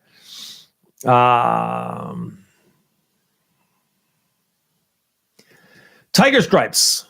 Now, I would say that was from the 80s. I was a big fan of the Jam. So I assume you were talking about, earlier, I was talking about KROQ Los Angeles. They played a lot of British stuff from that time. Captain Lucky says Afternoon Delight by the Starland Vocal Band gives him nightmares. And you know, that's there are one-hit wonders. I'll do that. But what else you got here? Todd, if you get a Viper, will you take it to the track, road course, or drag strip? No, I wouldn't beat on it. And I really don't have any interest in doing that. If I get a Viper, I'll drive it. You know, I'll drive it around and I'll bring it to Woodward Dream Cruise. And if the Dream Cruise happens this year, we don't know. I don't know if they've even made any announcements one way or the other. The Dream Cruise happens the third Saturday of August every year. And so if I get my Viper in time, I will get it and bring it to the Dream Cruise. And I'll do the same thing I did last year, which is what I'll give up my location and say, here's where I am. Come on down and meet me. And if you're there, I'll give you a copy of a book like the Lemon Law Bible or something. Here, I'm going to step it up a notch. Last year, 5 or 6 people found me and got Lemon Law Bibles at the Dream Cruise. So the point is that if you found me last year and you came this year, for me to give you a Lemon Law Bible would be pointless. You already got one. So I'll bring 2 types of books with me, a Lemon Law Bible and something else, maybe American Murder Houses, who knows. And if you came last year and I recognize you, I'll give you the second book. But if you come this year, you get the Lemon Law Bible. So there you go. So again, I'll have to make announcements about that as we get closer to the date, because who knows what's going to happen between now and then. Nopa Carva says, hello, you have a Finland flag behind you. Can you speak Finnish? And the Finland flag is right there. A Finnish license plate is right there. And of course, the Finnish logo is on my logo of my channel, the Finnish flag. I cannot speak Finnish, no, and I wish I could. Among other things, I'm a big fan of the singer Lauri Taka. And he puts up music that I absolutely love that's in Finnish. So I can't understand any of it. And I've got friends in Finland who occasionally will send me a note and say, hey, Steve, Lauri did this, Lauri did that. And Lauri and a bunch of other Finnish musicians just put out a charity single for the Red Cross to raise funds to take care of people these days. And I listened to it and I liked it a lot. Don't know what he's singing. Sounds good, though. So I wish I could, but I don't. My parents both speak fluent Finnish. Audit everywhere. Drive that Viper to Long Island. I might take it on a road trip. I don't know, Route 66, or take it up to Maine, or I don't know, down to Florida, or maybe up to the Klondike. Do some gold prospecting. Who knows? Oh, boy.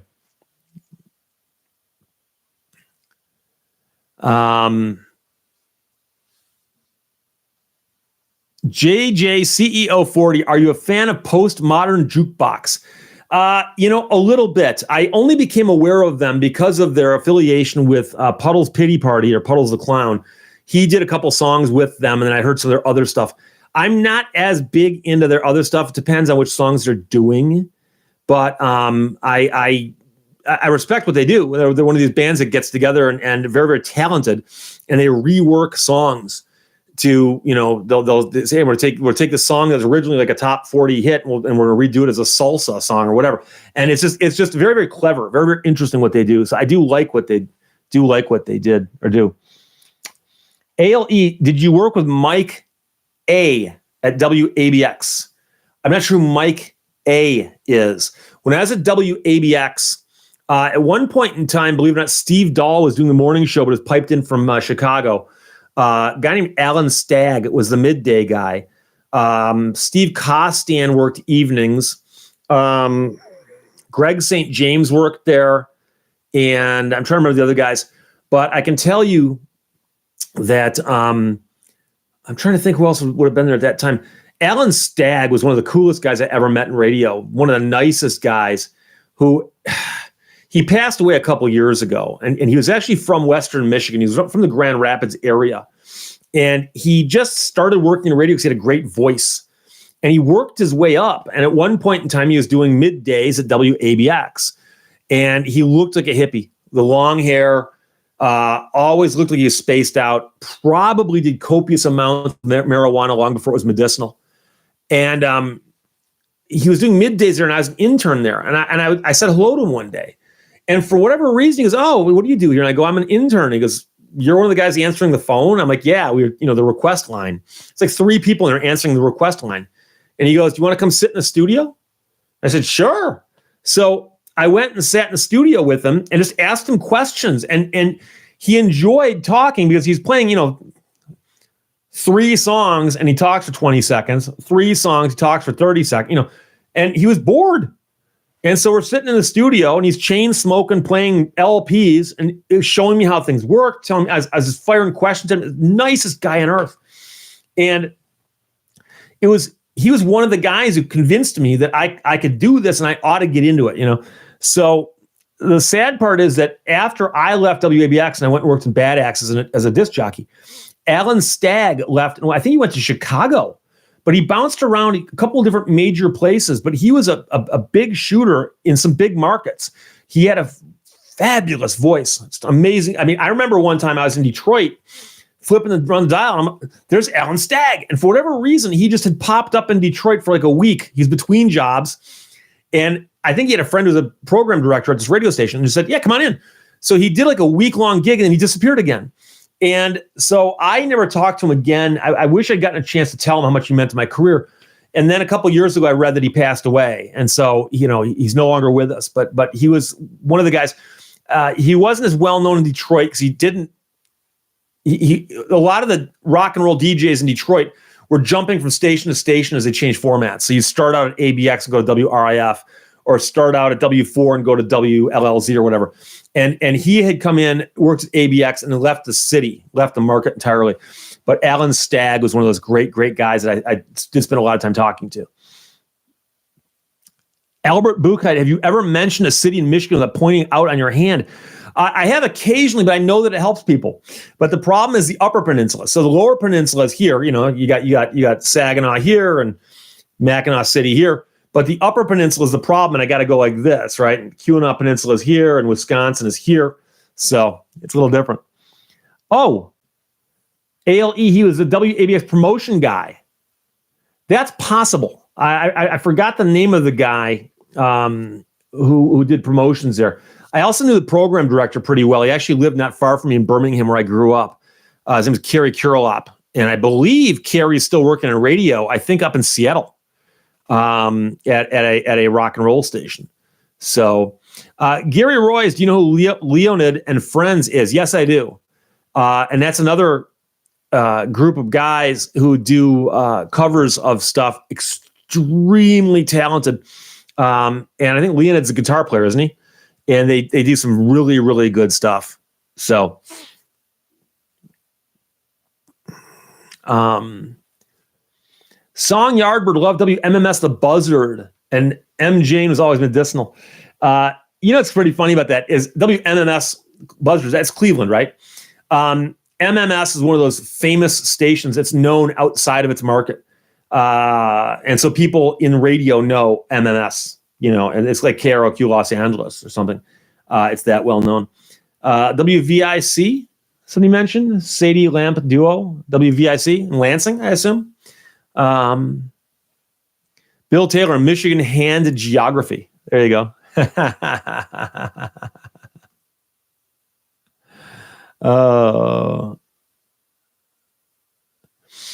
C.W. Niehaus says, hey, Steve, Chris, the trucker here, currently in Champlain, New York. You should drive I-89 through Vermont and New Hampshire. Totally awesome views and scenery. Yeah, I have not been to the northeast corner of America. I wish I have been. I haven't. So one of these days, that might be what I do. I haven't been to the Great Northwest either. So there's two corners of America I've not been to yet. I've been to Florida.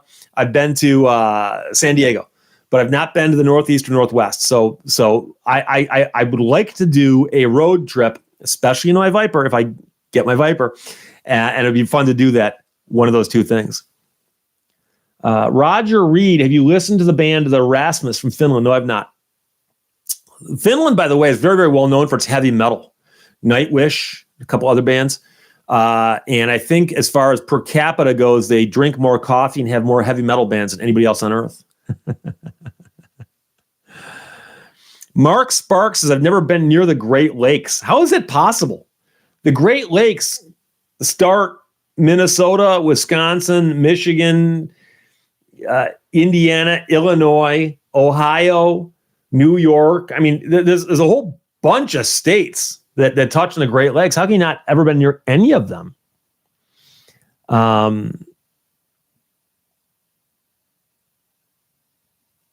Chris Woodhouse says, have you been to Oklahoma? Some say it's great, but most of us know it's just okay.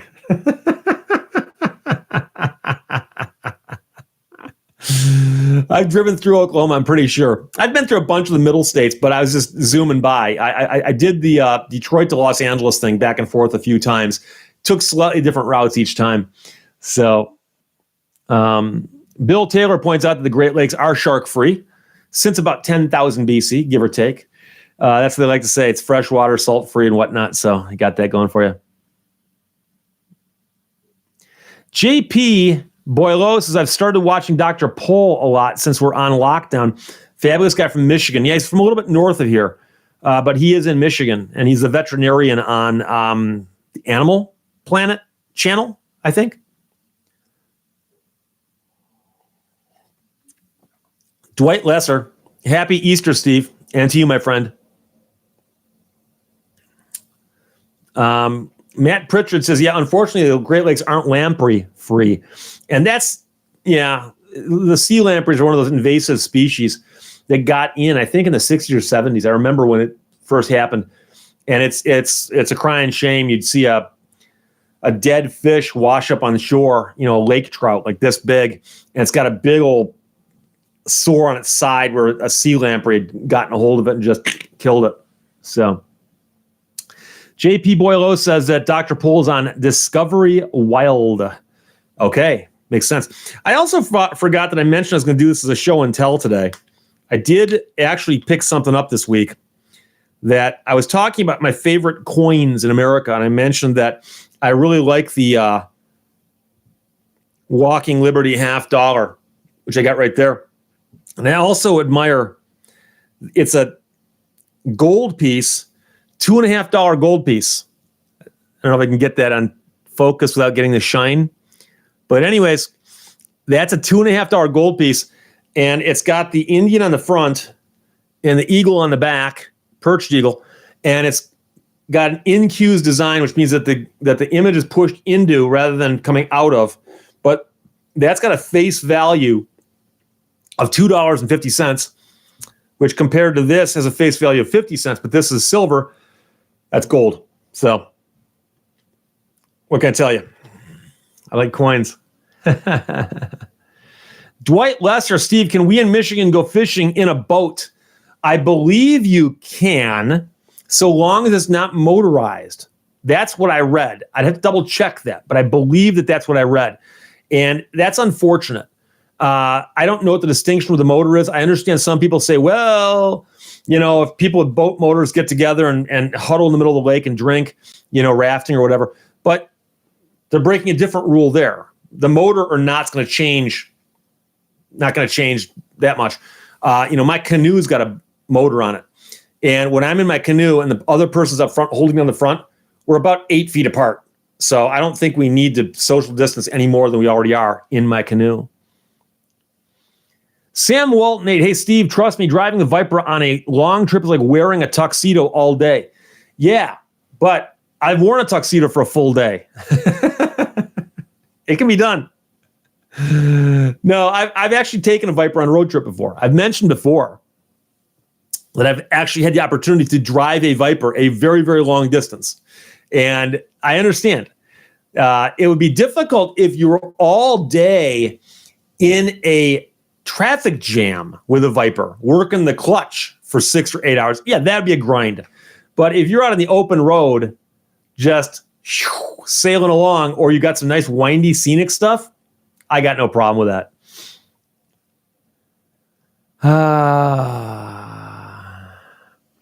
Bridget Flan, is it Fion? Did you ever have a campfire in a canoe? Not in the canoe, no. No. Campfire near the canoe, but not in the canoe.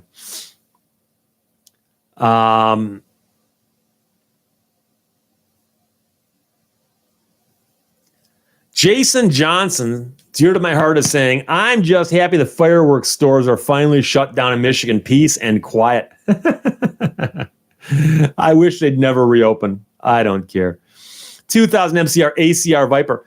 I'm not as picky about that as I'm more concerned about, I want to make sure I get the right generation, the second generation, and the color. I like red, I like blue. So we'll see.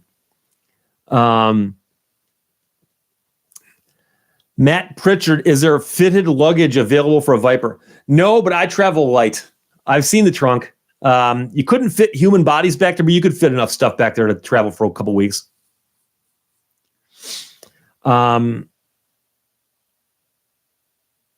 Matthew Shostrom, Steve, what is the weirdest law you've ever seen enforced and been seen litigated in court? I hope I used the word right. Now, you used the word right. I'm just not sure if I've ever seen any quote-unquote weird laws litigated. The strange thing about my practice is it's primarily the same thing over and over and over and over again. And that's just the lemon law cases and so on. I'd have to think about that, but none pop into my mind. Robert Bettina says, human bodies came out of your mouth so easily. Well, it's like a standard of measure, and I'm thinking about more in terms of sneaking people into a drive-in. Back when I was in high school, you pile 3 or 4 people into the trunk of a car, no problem. Nowadays, putting one person in the trunk of a car, especially if they're putting up a fight, it's a little more work. I'm joking, of course. D Wood need a 72 Chrysler for bodies. There was a time when American cars had more room in their trunks than most people have got in their apartments today.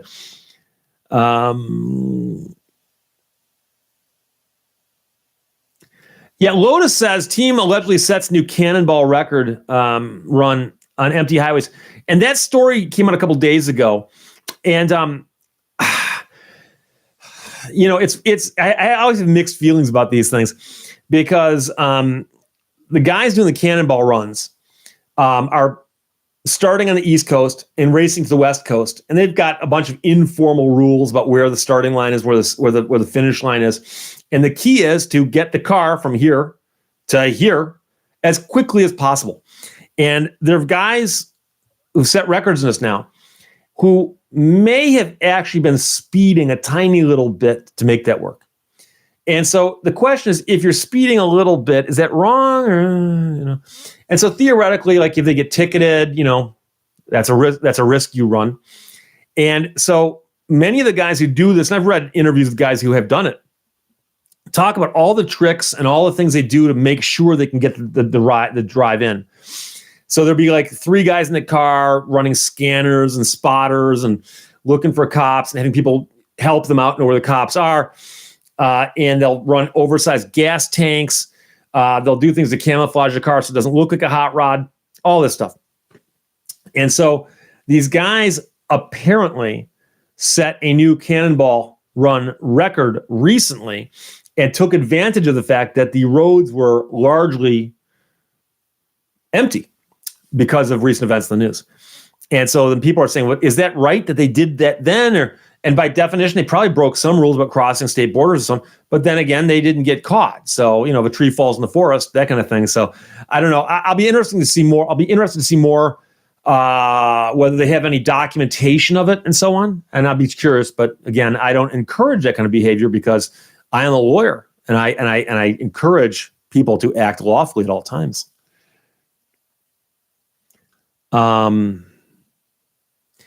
Kit Marlowe Scott, Steve, how did Milo and Wolfy do on road trips? I didn't do a lot of road trips with them, but I did a few. And Wolfy didn't like car trips. He didn't like driving in the car. He would sometimes get car sick, but if he laid down and fell asleep, he was fine, and he would do that. Milo wanted to sit in my lap and look out the window. He's convinced that the best view in the vehicle is looking out this window, not the front window. I don't know why. So I would get in the vehicle, put the dogs over here, put my seatbelt on, and as I'm doing this, Milo would climb over and plop his chin on the windowsill. Sometimes I'd put him back, sometimes I wouldn't. Milo and Wolfy could share a seat. They were kind of like brothers about it, But I didn't take them on a lot of trips like that because of the fact that they didn't really care for it. So neither of them were the kinds who'd stick their head out the window and enjoy it. We've all seen those dogs, and they were not those dogs. Gypsy Salami says, if you can't find the body, was there a murder? Yes. And that's a good question. There have been murder convictions where there was never a body found. And in theory, it's possible. It's highly unusual and relatively unlikely, but it is possible. Todd West, Steve, when they post videos of of their Speedo doing 100 on the freeways, why can't that YouTube video not get them in trouble? It can. I've seen people who were prosecuted over stuff they posted for things. The question is, they got to link it up and so on. I've actually seen a guy who posted a video on the internet exactly a year and a day after he shot it, specifically so the statute of limitations in his state would have run, so he couldn't be prosecuted for it. So Johnny Knoxville points out that Alex Roy waited 7 years to release his movie. And Alex, I'm trying to remember, I don't think I've ever met Alex Roy. I possibly exchanged emails or something with him, but Alex is a really interesting guy. He wrote for a while for roaddirect.com. He might still. But he did some cannonball type stuff, and he even made it on the Letterman. He was on Letterman one time promoting a book he wrote. And he's a very, very entertaining guy, very, very funny guy. So, you can get in trouble for stuff posted on the internet. Sam Walton 8 says, hey, Steve, these live chats of yours are awesome. I laugh, I learn, and I can't wait for the next live chat. Thanks for bringing me through this time of lockdown. Yeah, I appreciate that. Thank you very much. I've mentioned before, and I know it sounds like I'm just blowing smoke here, but I do mean this. I have a lot less to do these days because courts are closed. And so I've been spending more time shooting videos, reading stories, researching stuff, and then doing live streams. And so like a live stream like this, hour 45 long by the time it's over. But I come on your, sometimes I know, hey, I'll mention my gold coin or something, but I don't have topics planned. And I just know, though, that I'm going to get a bunch of good questions and we'll have a good conversation. I appreciate that. So if we're all passing time wisely and well here, I think we're all going to have fun. So that's good. Stephen Baines pandering the audience. Hey, why not? It's the best audience on the internet.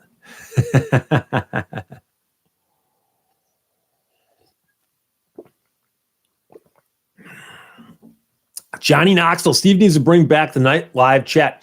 I've done a couple chats at night. And actually, one night we had over 800 people in the room. I would do it if there's a particular time that made sense for a lot of people. One of these days I will. In fact, this week I said it's Tuesday, Thursday, right? Tuesday, Thursday, the regular ones. I might Monday, Wednesday, Friday. I might just do one late at night. So we'll see. But we'll see. Albert Buchheit says live chats are better than dead chats. Yes. Which reminds me of the dead ball era in baseball. I don't know why, but it does. Scotty Beam, would you go on Vin Wiki? Does he have guests? I've only seen a couple of his videos, but I'll talk to anybody on my channel or theirs as long as it's relatively sane. If somebody who is a rabid flat Earth sovereign citizen folk wanted to have me on their show, I'm not sure, but we'll see. We'll do it. We'll play this thing, but by ear.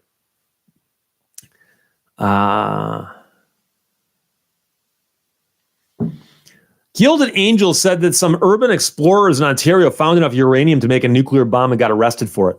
LOL. Let me guess. They posted it on YouTube. Nobody important's checking in from Fulton Moe, formerly from Flushing, Michigan. Flushing, Michigan's right up that way a little ways, north on 75. I know some people up near Flushing.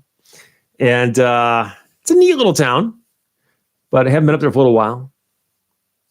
Todd West, if the viewership hits 1,000, Steve will grow a mullet. It'll take me that long to get 1,000. Betty Anderson, have you been out for a fresh air run yet? Not today. And the sad part is it's going to warm up this afternoon, but they're calling for rain.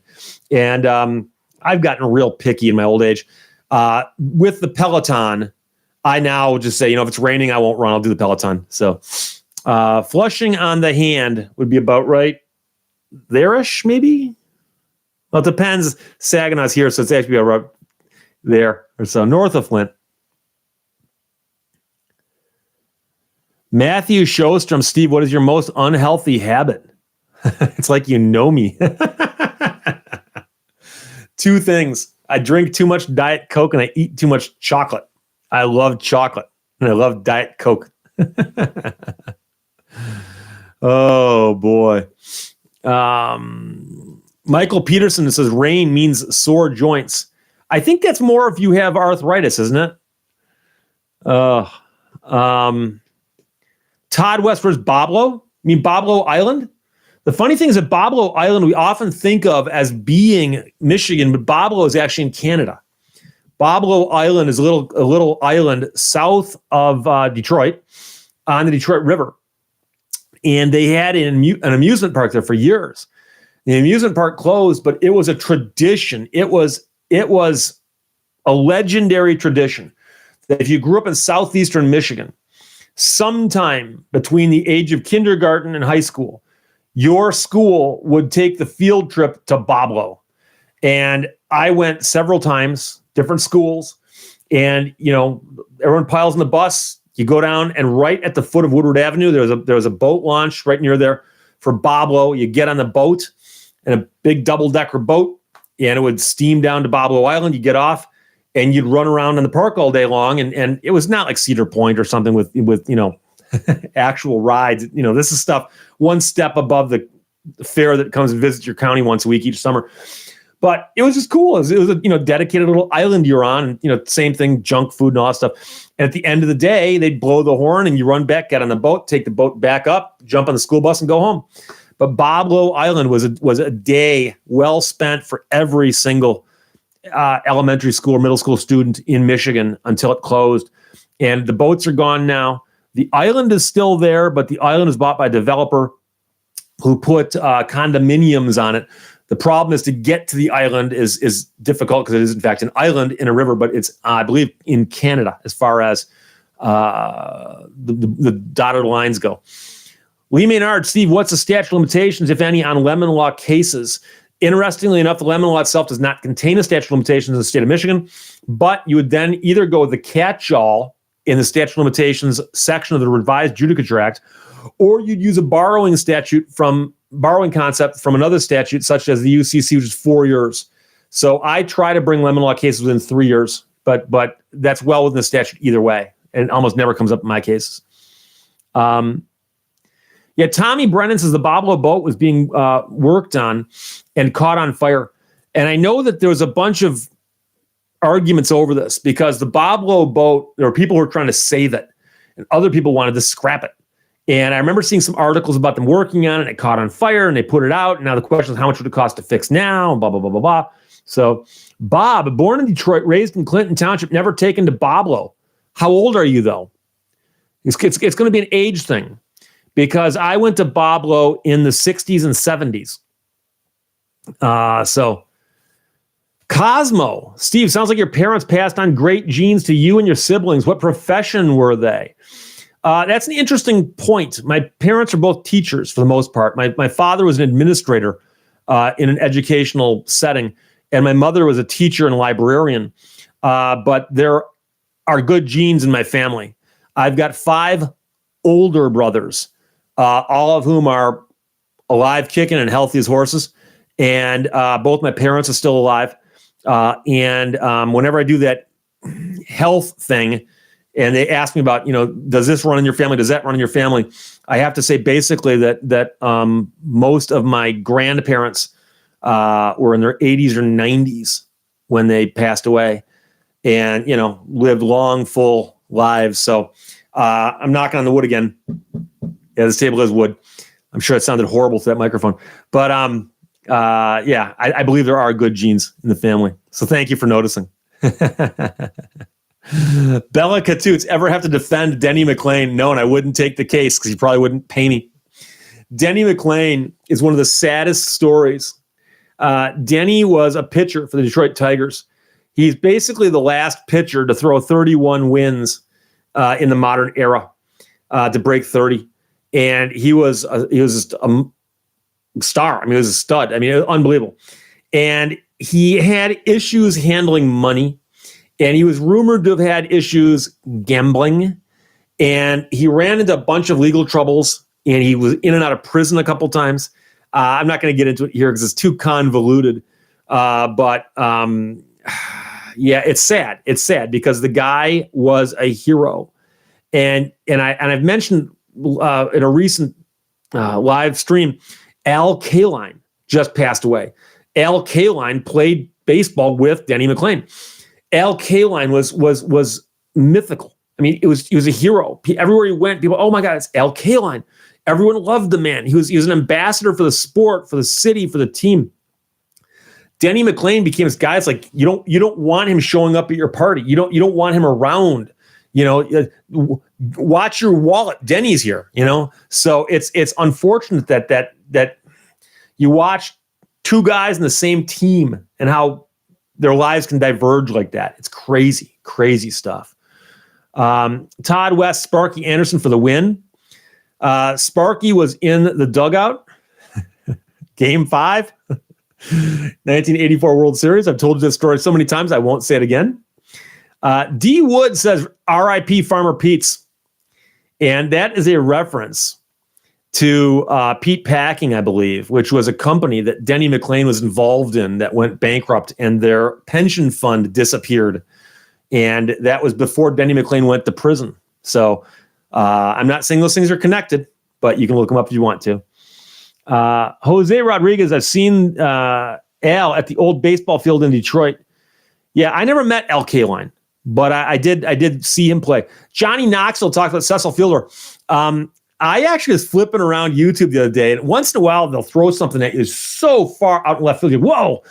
And I was in law school from 89 to 91, and Cecil Fielder hit his stride. I believe it was in 90. And Cecil Fielder hit a home run over the roof of left field, the left field bleachers. Hit a home run over the roof. And you can find the clip on YouTube where he takes a swing and he fouls a ball off. And the commentator goes, you know something? If he'd connected on that, he would have hit it out of here. And 2 pitches later, he clunks one so hard. And again, it's one of those things where as soon as the ball leaves his bat, he just starts trotting down the first baseline. The stands go crazy. But the funny thing is the camera goes over and pans the left field bleachers, and everybody in the stands is looking up.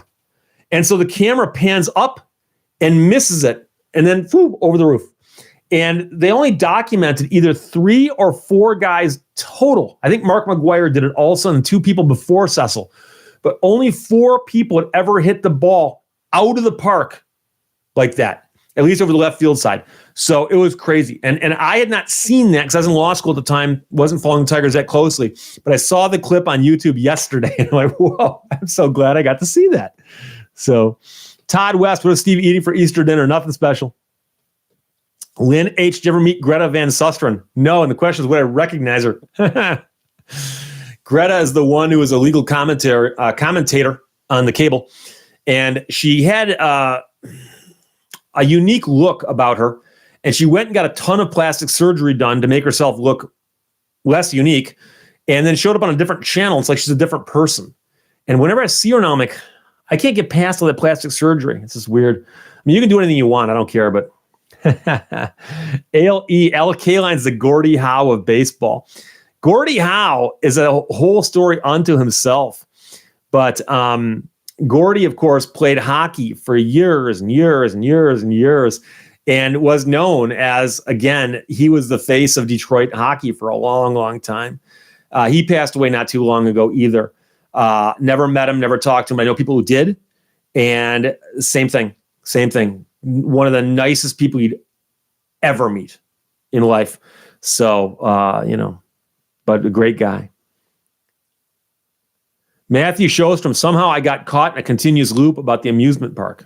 It's like a roller coaster is going around in circles. Kit Marlowe Scott says Domino's because my cooking sucks and I messed up crock potting a roast. Ooh. 90 Knots met Barry Sanders in person several times. I love him. You know, it's funny you mentioned that. I've never met Barry. I met Billy Sims, who was the running back star before Barry.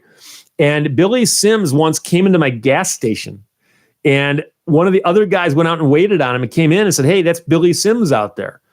And the guy was running his credit card inside the building. So I walked out and I said, hey, and you guys know, he's nice. And I go, my name's Steve. It's nice to meet you. I'm a big fan. Thank you very much. Shook his hand, and nice guy, but a little brush with greatness there.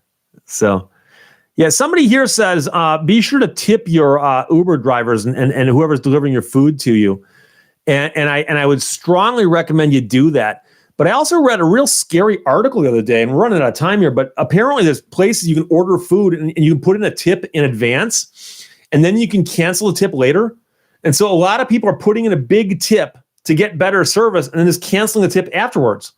And it's like, why would you be allowed to cancel the tip like an hour after you got the stuff delivered? If they're going to allow that, they shouldn't let people put in the tip in advance because it's bait and switch. But there you go. Song Yardbird, have you seen TV series Barry? No, I have not. But I will tell you that I love Brockmire. Brockmire is on the Independent Film Channel. It's got Hank Azaria playing a play-by-play guy from baseball that is one of the funniest things ever on television, especially if you think baseball is funny. If you have cable, IFC Brockmire, watch it from the beginning. It's only, I think it's in its third or fourth season, but the seasons are short. But it is one of the funniest things ever on television. Just trust me. Jose Rodriguez tipped the DJs too. No one ever tips the DJs. 12:15, Tim, do you have a time limit? I don't have a time limit, but I do tend to wrap it up around 2:30, which is about where we are now. Todd West, Michigan does not have Waffle Houses. No, we don't. And I've never eaten at a Waffle House. I never have. So there you go. And what else we got, my friends? Let's see. Betty Anderson, we'll end it with you. Thanks, Steve. Have a happy Easter. That's going to wrap it up for me. We've been here quite a length of time. I will talk to you guys again on Tuesday, and I mean that's 2 for Tuesday, and Tuesday and Thursday of this week, 1:00. And I might try to throw in a nighttime one to keep Johnny Knoxville happy. That, of course, is my other goal in life, is to keep Johnny Knoxville happy. Otherwise, I'll talk to you guys later. Thanks a lot. Love you. Bye-bye.